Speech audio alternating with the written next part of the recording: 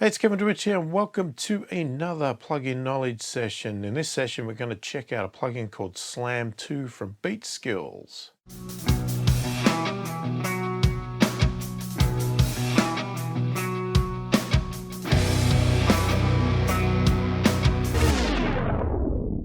So firstly, if you are new to my channel and new to my videos and you like what you see, please click the thumbs up, subscribe to the channel, click the notification bell to be notified of all my future videos. So Beatskillz contacted me by email, and they actually provided this plugin to me for free. So just so you're aware of that, to see if I try it out, give my opinion, do a video on it. So I'm not really going to do like a review as such. This is just my first impressions. This is just going to be a video of me using it and showing the controls, how to use it, that sort of thing. You can make your own judgment from that of whether you like the plugin or not. So, you know, the plugin itself is, it's designed in a way that is supposed to give people that don't want to get down to the nuts and bolts of all of the things of mixing, like don't want to master all of the components of limiters, compressors, EQs, all that sort of stuff, and just want some basic controls that gives them the sound they want, you know, adds all of that stuff with one control or several controls, and this plugin does that. So, and the controls themselves are very descriptive, right? They tell you basically what they're trying to achieve with each of those controls, and you just dial in how much of that particular control you want. You want punch, turn up punch. You want thump, turn up thump. Pretty simple, okay?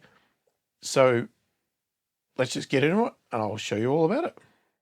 Okay, so here we are in Cubase, and I have just starting out with some drums, and here's our plugin, right?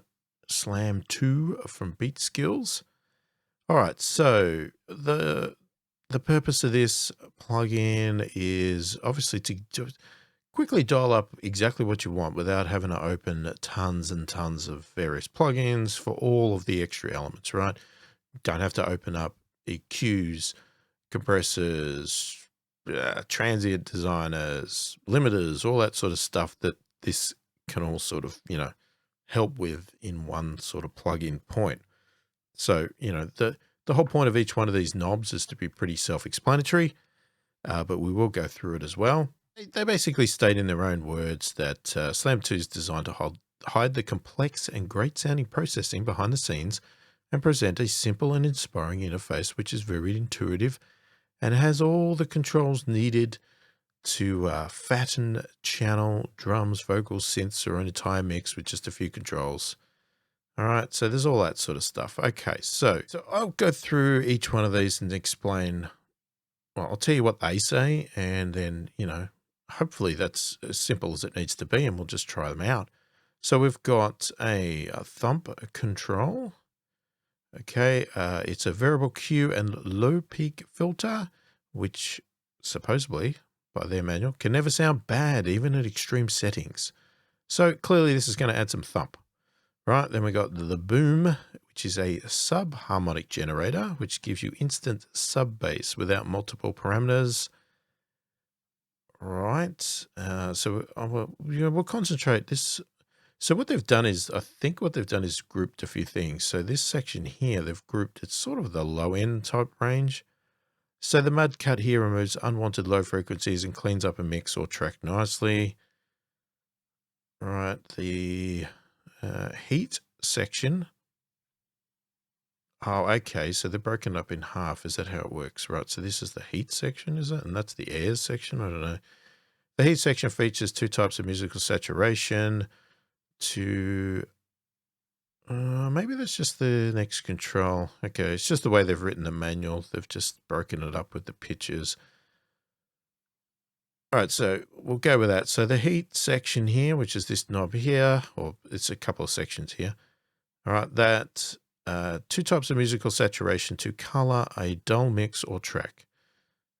Air adds sweet sizzle on the high frequencies. And what have we got then? We got pop. Pop control is a compressor based on the famous 1176 FET. Let's pop and punch dynamically to the material. Smash. Smash? Where's smash?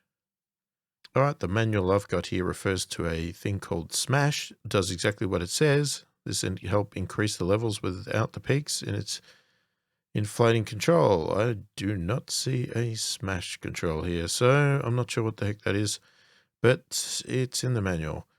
Right, we've got stereo wideness, so that's obviously the width here. So maybe smash is crush. That could be exactly what it is. Maybe they changed the name of it at some point in time and forgot to update the manual. Who knows? The stereo width, okay, expands the stereo image or reduces it, I would assume, if you want to make it mono. All right, and then we've got a wet-dry mix here. All right, I'm assuming this H1, H2 was the heat, where they said they had two types of musical saturation to color a dull mix or track. Right. Okay. Sorry. I'm just flicking through the manual as well because this is my first impressions of it. Let's have a look. So we've obviously got an input control and output control here so we can balance things as well. So if we want to overdrive in, we've got on-off switch. We have some presets, right, to give you an idea of a few examples. And you can obviously create your own and delete and all that sort of stuff. Right, so with the drum track here, let's have a listen. Okay, so that's bypassed, unbypassed. So in theory, we could adjust the input to suit to drive the plugin how hard or little we want. Double click resets it. We can balance our input and output. Actually, that's a very sensitive control. It drops really quickly. So I don't know how good it's going to be to fine tune, but start with some thump.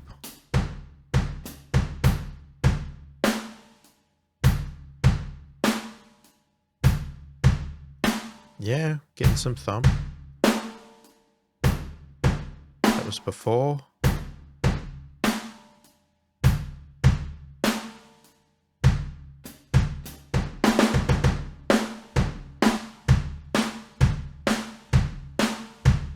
Depending on what you're listening on will determine how much of that you hear. Now the boom is obviously going to be sub-frequencies here, right? So we may not get much out of this one. I don't know how much subharmonic content it can create if it doesn't have it in the first place, or whether it actually just really generates its own. But unless you've got a good listening environment, you may not actually hear this. This could be very low sub, but it's definitely something you need to be careful to, because if you ever take your tracks to the club and they have big, massive subs, you could have overcooked it and you might blow the entire club out.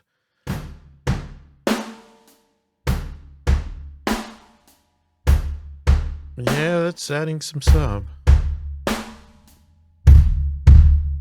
Yeah, you could definitely hear that.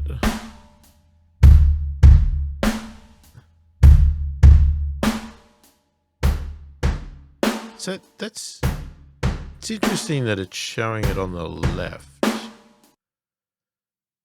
Now this is a mono track, so I'm hoping that means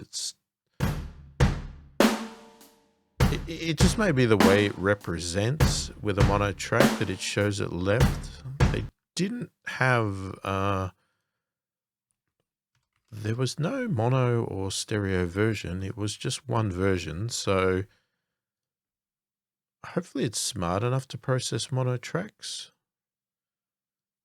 I don't think it'll matter. I mean, realistically, it just doesn't know.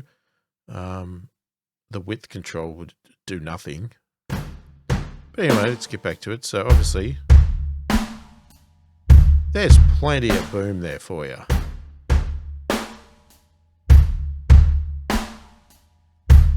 Now, obviously, as I said, you got the output if you want to balance your before and after.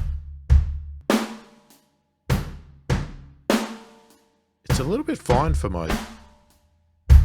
Like, you got this whole area, but it's gone all the way down there.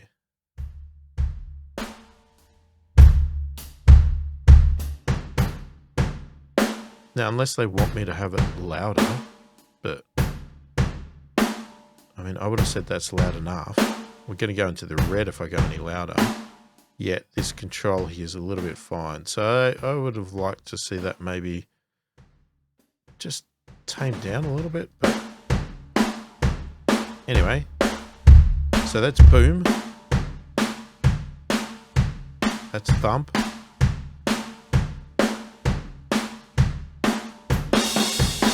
Playing in two different ranges there. You know, thump is going to be more your traditional kick range, 60 and above sort of thing. Your boom is really at your sub frequencies, probably 40, something like that. I mean, we could have a look. Actually, we could do that. Let's have a look. Let's see what it does on the old EQ graph here. All right, so if we add the thump in, yeah, it's peaking around there. We add the boom. Oh, God, yeah, you can see. Okay, and then we got mud cut.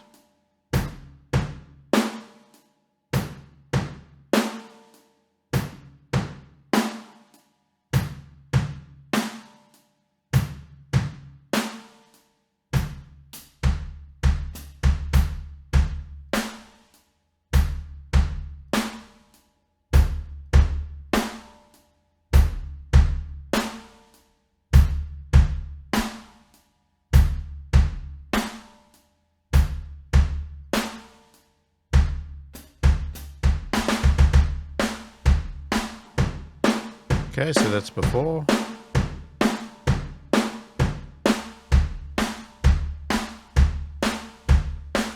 It's not bad. I mean, I'll probably overcook the boom a bit here. I'm trying to exaggerate a little bit to show you.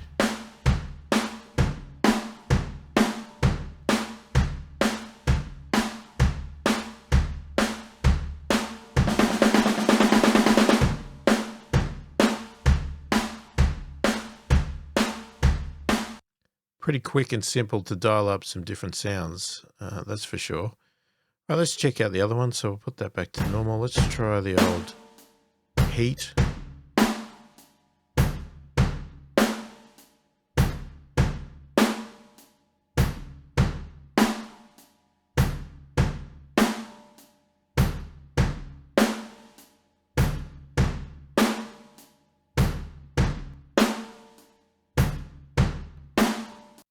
It's a bit subtler on a drum.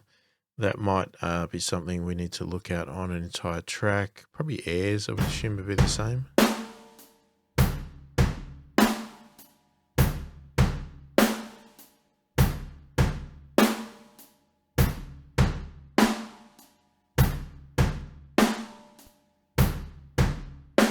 Yeah, we'll check that out on the entire mix. Okay, so pop was supposed to be the 1176 FET compressor. Yeah. Oh, well, there's definitely that all... We're starting to get that all buttons in crushed sound with the compressor there.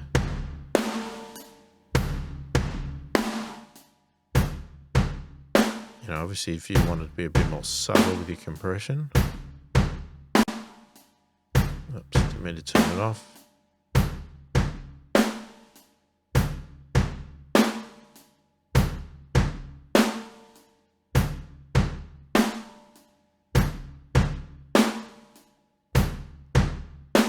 All right, we'll do something with that in a minute. Let's have a look at crush.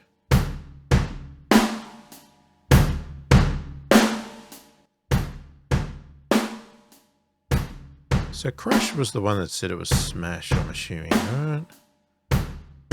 Increase levels without the peaks. It's an inflating limiter.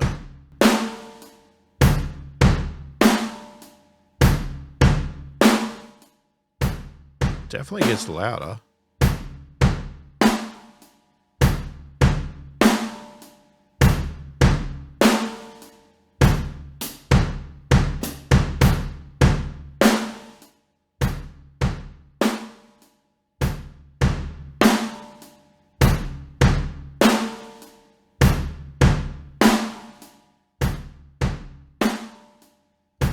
guess if we look at the meter in this regard, when we're doing this one, okay, let's have a look. So you got, right, we got, yeah, it does peak a little bit there, right? So let's say it's hitting 10, bang, almost up to 5. Now if we crush it, drop a little bit to compensate. See, it's just too sensitive. I can't. I mean, look at that. That is not moving. That has definitely crushed it, right? It's taken those variants of 10 to 5 down to just bang right on this one line. Now, you might not want to go that extreme, but you can see now we've got a little bit of variance there, but not as much as we had before. So it definitely does its job. Now, as I said, I'll put that back. Width should do absolutely nothing because we are on a mono track. Right. Yeah, what I wanted to show with the pop one is, so let's go for the, this is like, say, the all buttons in method of 1176. Now, I'm not claiming that it sounds exactly the same. I'm not even going to do a comparison, right? If you want to do that, you can do that. This is just a concept, okay? I don't expect these to be matching in 1176 or anything like that. But it's obviously overly compressing there, right? Now, we drop this down, we're back to dry, so we're doing nothing. So this is in theory. We can add some in. And we're getting our parallel compression style with the all buttons in 1176. So here it is without.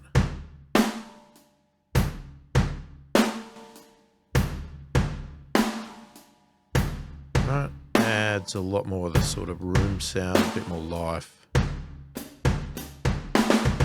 I mean, that could be too much. Fattens it up a bit, gets it a bit tighter.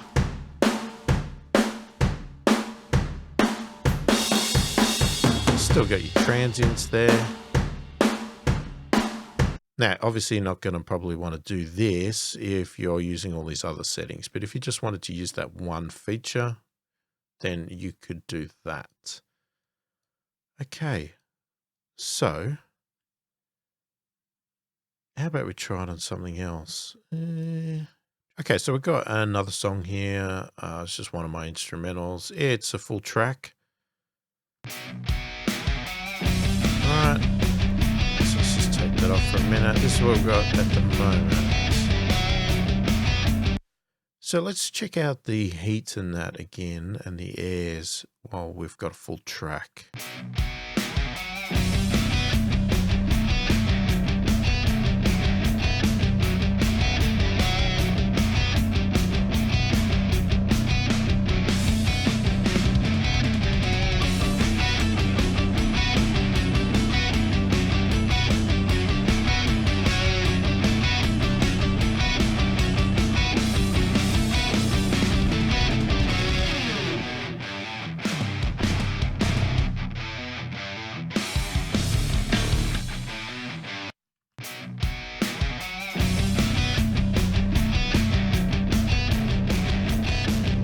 Okay, there's a lot of distortion there with that. So it's definitely adding heat.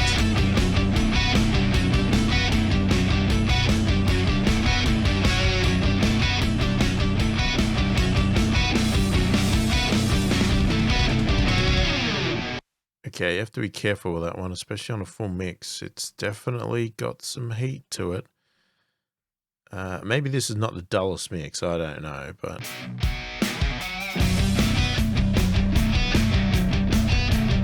definitely that H2 is definitely a lot hotter. You can hear that's crackling away. That one's less, but it can almost push that. To be honest with you though, it actually sounds like it dulls it. H1 for some reason.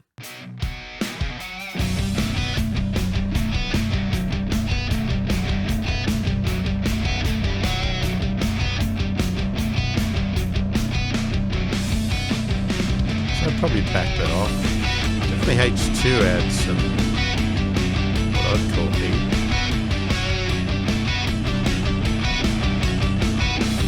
Kept it pretty subtle.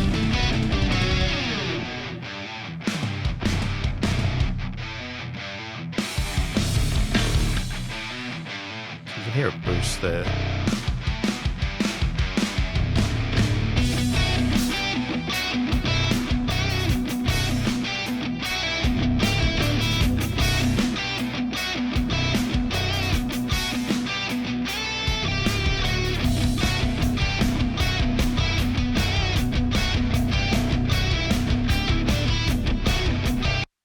H1 seems to be a lot subtler. H2's definitely got some grit to it if you really want to push some grit out of that. Let's check out the airs.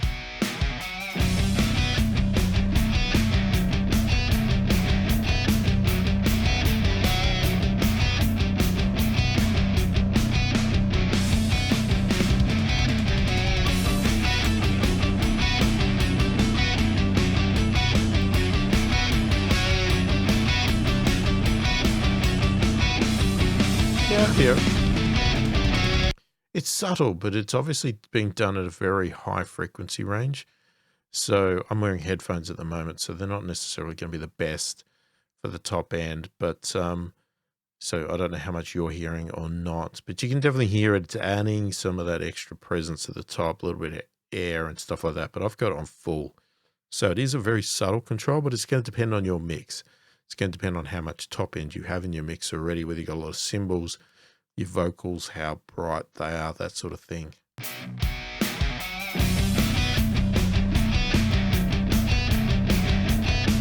Alright, let's just try some of the other settings again, so you can hear it on an entire mix.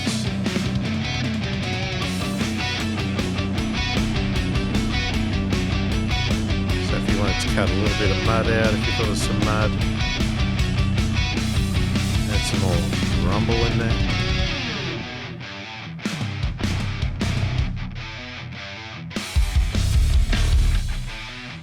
Oh, jeez.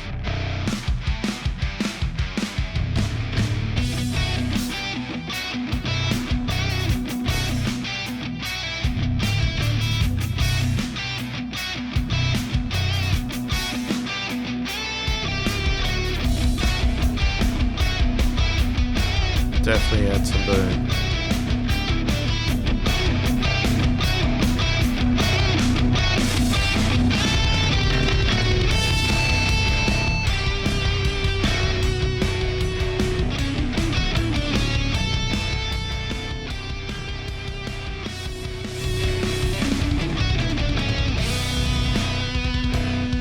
Alright, let's try the stereo width.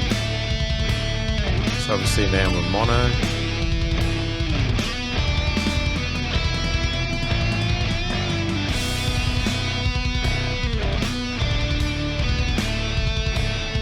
It's pretty wide.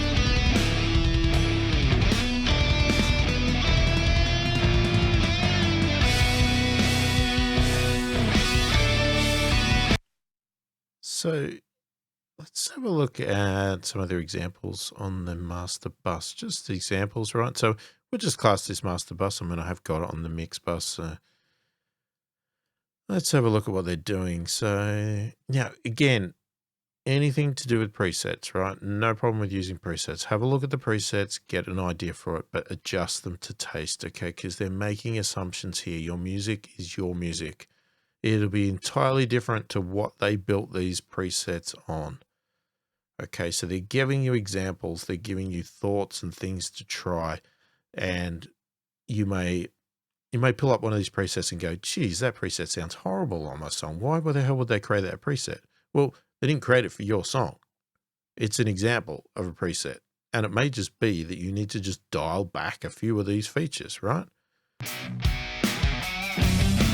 So for instance here, you might go, oh, I don't like that. There's something wrong with it. Just adjust some of the settings. Try some things out. Right? It's too much thump. Lower the thump. Not enough. Maybe you want some more boom. You know, whatever. Mud cut. Maybe not enough. Maybe too much.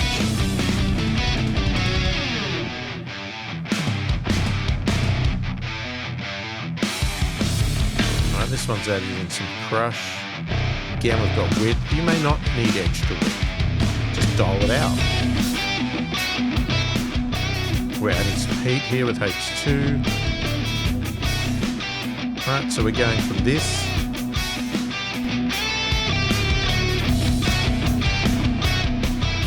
Now the other thing to keep in mind, that this is why I'd like the output control to be a little bit less sensitive, because don't be deceived by volume increases, right? Anything that makes your song sound louder is going to sound better in your ears, right? It's just a human flaw that louder things usually sound better.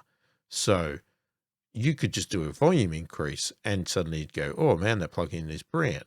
Well, no, you just increase the volume and your ears suddenly go, oh, that sounds better. So what is a good idea is to make sure that you balance these to get really what is it before and after, right? So there's a clear volume increase.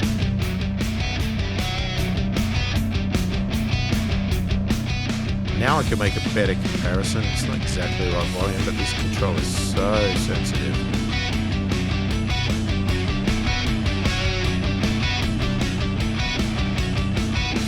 Now I can say, does it actually sound better? Or was it just the volume increase that made it sound better?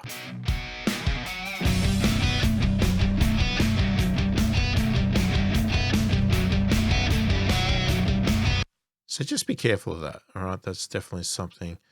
I mean, you've got loud, strong, boom, crisp.